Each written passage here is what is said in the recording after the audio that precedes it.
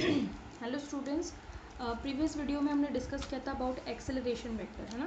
और हमने find out कर लिया था कि जो ए वेक्टर होता है वो आता है A X I cap A Y J cap. ये किस में था? एक्स वाई प्लेन में था।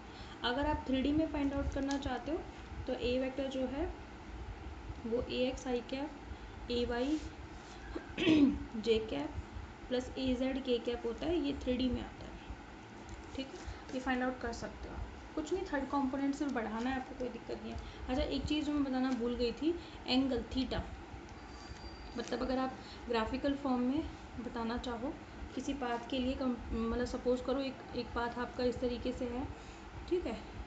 तो यहाँ पे आपका ये अगर वी एक्स है, ये वाला कंपोनेंट अगर वी एक्स बता रहा है, ये वी वाई बता रहा है, ये एंगल थीटा है, तो वहाँ पर आप थीटा जो है वो टेन इनवर्स कितना होगा, v Y by we x, ये निकाल सकते हो, हाँ। क्योंकि हमें पता है कि स्लोप मैंने बताया था आपको, स्लोप होता है, स्लोप इज इक्वल टू होता है टेन थीटा, और ये होता है वाई बाई एक्स, है ना। यानी कि वाई एक्सेस में एक्स एक्सेस से डिवाइड कर देते हैं। एक्चुअली होता है D Y by D X, ठीक है। यानी कि वाई में चेंज डिवाइडेड बाई एक्स में चेंज। अब वाई में वी वाई है, जेड एक्स में वी एक्स है, तो वी वाई में वी एक्स से डिवाइड कर दिया, तो ये टेन थीटा घूम के इधर चला जाता है। मैंने आपको बताया था ना, लेफ्ट हैंड साइड से राइट हैंड साइड में ऐसे रोटेट होकर के जाता है, तो वो इन्वर्स बन जाता है, ठीक है। तो आप ऐसे ध्यान रख लो, बाकी ये कम पूछा जाता है, ठीक है। एक क्वेश्चन मैंने आपको दिया था करने के लिए, ठीक है। क्वेश्चन क्या था वो मैं बता देती हूँ आपको, करवा ही देती हूँ। क्वेश्चन है कि आर इज इक्वल टू, मतलब दे रखा है the position of a particle is given by, ये आपको दे रखी है, कितनी दे रखी है, r is equal to, R vector में दे रखा है ना, वेक्टर फॉर्म में दे रखा है, मतलब आई जे के डायरेक्शन भी देगा वो। तो ये दे रखा है 3t आई कैप प्लस 2t स्क्वायर जे कैप प्लस 5k कैप, ऐसे दे रखा है। ये आई जे के किसको बताती है? डायरेक्शन को बताती है। जहाँ पे आई जे के होगा तो वहाँ पे उस वेरिएबल के ऊपर आपको वेक्टर लगा हुआ मिलेगा। समझ में आ गई? आई जे के, आई क्या होता है? This is the unit vector along X axis, J cap is a unit vector along Y axis and K cap is a unit vector along Z axis, हम जानते हैं। तो यूनिट वेक्टर क्या काम करता है? दिशा बताने का काम करता है, डायरेक्शन बताने का काम करता है। तो जहाँ पर आई जे के आ जाएंगे तो हम समझ जाएंगे, सिर्फ आई कैप आएगा दैट मीन्स कि वेरिएबल की डायरेक्शन सिर्फ एक्स में है। अगर जे कैप आएगा सिर्फ तो हम समझ जाएंगे कि जे केवल वाई में है। अगर के कैप में आएगा तो हम समझ जाएंगे कि जेड में है। अगर एक्स वाई में आएगा यानी कि आई कैप जे कैप में आएगा दैट मीन्स कि पार्टिकल की मोशन एक प्लेन में है, ठीक है। ये सारी चीज़ मैं बता चुकी हूँ कि पार्टिकल जब स्ट्रेट लाइन में मोशन करेगा तो वहाँ पर एक ही वेरिएबल होगा, एक ही वेरिएबल के रिस्पेक्ट में चेंज होगा वो, ठीक है। डायरेक्शन भी ऑब्वियसली एक ही होगी। और अगर प्लेन में मूव करेगा तो वहाँ पे आपका हो सकता है वो एक्स वाई प्लेन में मूव करे तो दो आएंगे आई और जे, हो सकता है वो वाई जेड में मूव करे तो जे और के आएंगे, हो सकता है वो एक्स और जेड में मूव करे तो आई और के आएंगे। ये सारी चीज़ें बता चुकी हूँ। 3D में करेगा तो तीनों आएंगे, यानी कि आई भी आएगा, जे भी आएगा, के भी आएगा, जैसे कि इसको इस वाले क्वेश्चन में आ रखा है। समझ में आ गई बात आपको? तो इस तरीके से चीज़ों का इंट्यूशन आना चाहिए, समझ में आनी चाहिए। फिज़िक्स पूरा कंप्लीट सब्जेक्ट समझने का है। बिना समझे अगर आप इसको कर रहे हो तो फिर आप पागल बना रहे हो खुद को भी और औरों को भी बना रहे हो, ठीक है। तो बिना समझे फिज़िक्स पॉसिबल ही नहीं है, ये ध्यान रखना। और ऐसा नहीं है कि समझ में नहीं आती, सब समझ में आता है, पर वो है ना कि हम ईजी चीज़ें पढ़ने के आदी हो गए हैं। हम दिमाग नहीं लगाना चाहते चीज़ों में, हम दिमाग खर्च नहीं करना चाहते, लेकिन दिमाग खर्च करने से बढ़ता है, कम नहीं होता। आपका माइंड उतना ही शार्प होगा जितना ज़्यादा आप चीज़ों में दिमाग लगाओगे, लॉजिक ढूंढोगे, कॉन्सेप्ट लगाओगे, रटोगे तो आपका दिमाग हो जाएगा खोखला, मोटी बुद्धि हो जाएगी।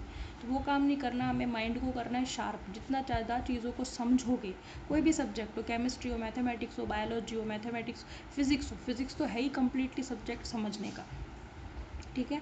हर सब्जेक्ट अपने आप में साइंटिफिक होता है और हर सब्जेक्ट को समझने की ज़रूरत पड़ती है। रट्टाफिकेशन से तो काम किसी में भी नहीं चलता, इवन आर्ट्स में भी नहीं चलता। मैं नहीं मानती कि आर्ट्स में रट्टाफिकेशन से काम चल जाता है। कब तक रटोगे भाई? दिमाग की भी तो कैपेसिटी है, ठीक है। तो जितना ज़्यादा चीज़ें समझोगे दिमाग का काम उतना ही कम हो जाएगा। समझ में आ गई? ठीक है, कम वर्क करना पड़ेगा। तो समझो चीज़ों को जितना ज़्यादा हो सकता है। सॉल्यूशन, अच्छा सॉल्यूशन क्या, क्वेश्चन तो बता दूं पहले।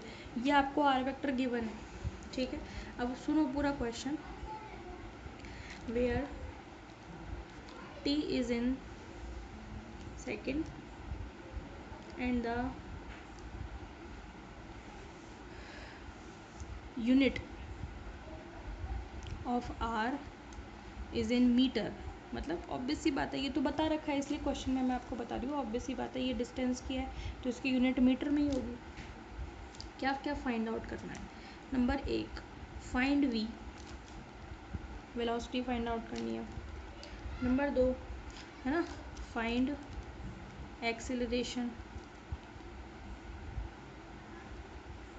a, ठीक है। 3 आपको फाइंड आउट करना है, फाइंड मैग्नीट्यूड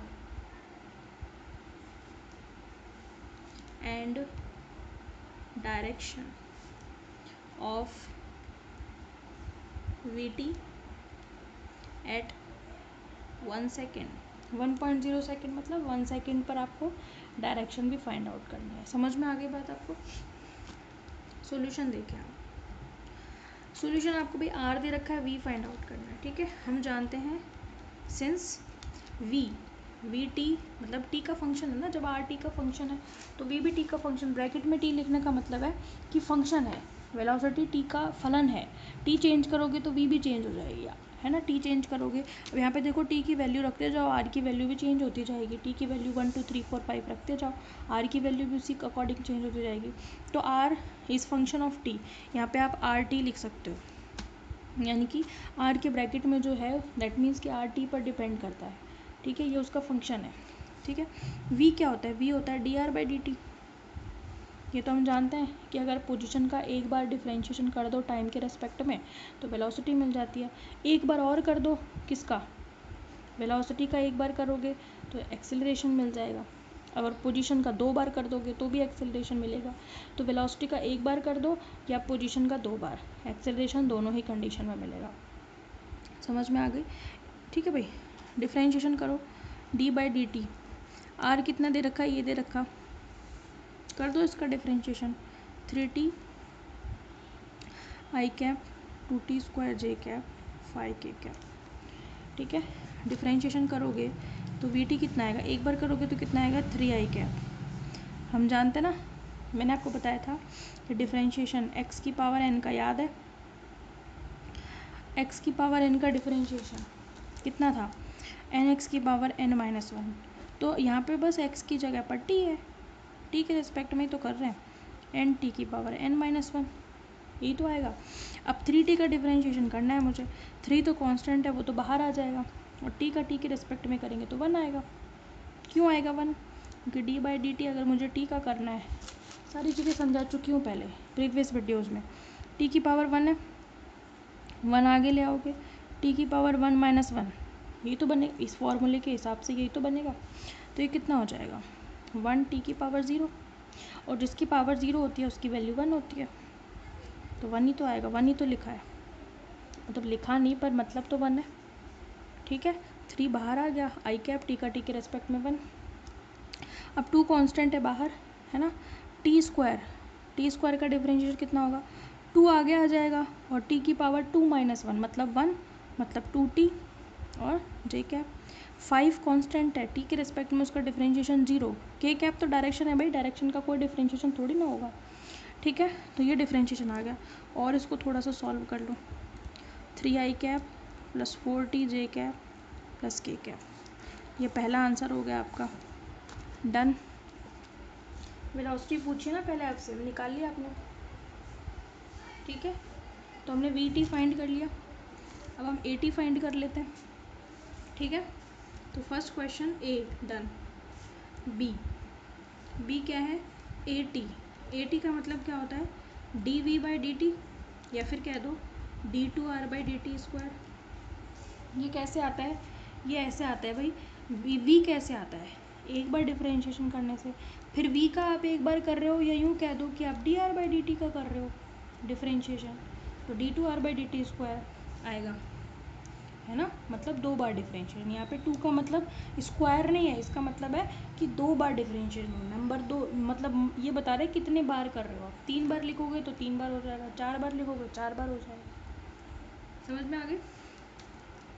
तो डिफरेंशिएशन कर दो, किसका, v का ही कर दो आप। तो इसका कितना है 3i cap plus 4tj cap plus k cap. ठीक है, डिफरेंशिएशन करो ज़रा। 3 का करोगे t के रेस्पेक्ट में 0, कांस्टेंट क्वांटिटी का तो किसी के भी रेस्पेक्ट में डिफरेंशिएशन करो 0 ही आता है। 0 प्लस 4 का करो, 4 तो कांस्टेंट है बाहर ले लिया, t का t के रेस्पेक्ट में 1 j कैप, और फिर यहाँ पे 1 मल्टीप्लाई है k का मतलब इसके ब्रैकेट में 1 मल्टीप्लाई है तो 0। आंसर कितना आ गया 4j कैप। तो मेरे पास अब मेरा एक्सेलरेशन मेरा टाइम का फंक्शन नहीं है, ठीक है, तो मेरे पास a एक्सेलरेशन कितना आ गया 4j कैप। यूनिट बता दो ना ज़रा, इसकी यूनिट आएगी मीटर पर सेकेंड, वेलोसिटी की यूनिट मीटर पर सेकेंड होती है, और एक्सेलरेशन की कितनी आएगी मीटर पर सेकेंड स्क्वायर। समझ में भाई? डिफरेंशिएशन में तो दिक्कत नहीं है ना। अरे भाई अगर आपको दिक्कत आ रही है तो आप इसको करो, तोड़ लो इसको। मैंने आपको तोड़ के भी बताया कि अगर 2 या 2 से ज़्यादा फंक्शंस हो तो कैसे करोगे, है ना। आप इसको ऐसे भी दिखा सकते हो, ये रफ काम कर रही हूँ यहाँ पे, d/dt ऐसे कर लो 3t, है ना, 3ti कैप प्लस एक बार और अंदर अंदर मल्टीप्लाई कर दो इस d/dt को 2t² j कैप। ऐसे d/dt 5 के अलग अलग करके कर दो, एक बार में नहीं हो रहा अलग अलग कर लो, कोई दिक्कत नहीं है। समझ में आ गई बात आपको? ये रफ काम है, ठीक है। तो एक साथ भी कर सकते हो, नहीं हो रहा अभी कोई दिक्कत नहीं है, स्टेप बाय स्टेप कर लो, इसको एक एक बार अंदर लेके चले जाओ और इस फॉर्मूले के अकॉर्डिंग करोगे, कोई दिक्कत नहीं आएगी। अगर आपको ये समझ में नहीं आ रहा दैट मीन्स आपको डिफरेंशिएशन ही नहीं आता, फिर तो आपको प्रीवियस वीडियोस पे जाने की ज़रूरत है और डिफरेंशिएशन समझने की ज़रूरत है। वहाँ पे मैंने एक एक चीज़ ध्यान से समझाई है आप लोगों को कि कैसे डिफरेंशिएशन होगा, ठीक है भाई। तो ऐसे समझना ज़रूरी है, आप ऐसे आगे मत भगो, लेकिन जब तक एक चीज़ समझ में नहीं आए दूसरे पे मत जाओ। नहीं आती पूछो, एक बार नहीं 2 बार नहीं 4 बार पूछो, कोई मना नहीं है, पर पूछो तो सही यार, है ना, ऐसे थोड़ी ना पार पड़ती है। नंबर 3 है आपका find magnitude and direction of V at 1 second. ये जो वी आया है ये तो मैग्नीट्यूड डायरेक्शन दोनों में है, मुझे केवल चाहिए मैग्नीट्यूड, मतलब ये जो वी है वेक्टर फॉर्म में ही तो है ये, मैं इसके ऊपर वेक्टर लगा दूंगी तो कोई दिक्कत थोड़ी है।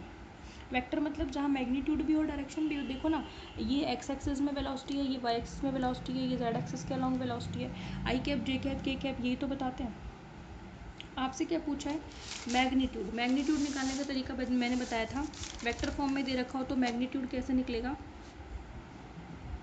बस आपको आई कैप जे कैप के कैप के कोफिशिएंट का क्या निकालना है, वर्ग करके अंडर रूट करना है ना।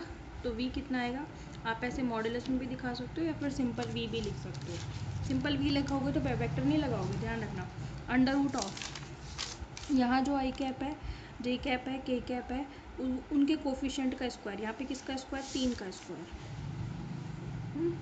फिर 4t का स्क्वायर, फिर 1 का स्क्वायर, इनके कोफिशिएंट यही तो है, ठीक है भाई। चलो देखो ज़रा कितना आएगा ये v, या फिर v कितना आएगा 9 और 1 10, 10 प्लस 16t², ये 9 और ये 10 16t², ठीक है भाई। एक मिनट करेक्शन, यहाँ पे देखो डिफरेंशिएशन देखो एक बार, जब आपने इसका डिफरेंशिएशन करा तो ये तो 0 आएगा ना, यहाँ पे ये 0 आएगा, क्योंकि 5 तो कांस्टेंट है ना, कांस्टेंट का तो होता ही नहीं है, ये मैंने गलती से लगा दिया। इसका आंसर है 3i cap plus 4tj cap, ये नहीं है, ये 0 है, 0 से मल्टीप्लाई करोगे तो 0 ही आएगा, तो यहाँ पे भी ये 1 नहीं आएगा, तो फिर ये आएगा 9, ये 3 3 9 ही बचा फिर तो ये, है ना।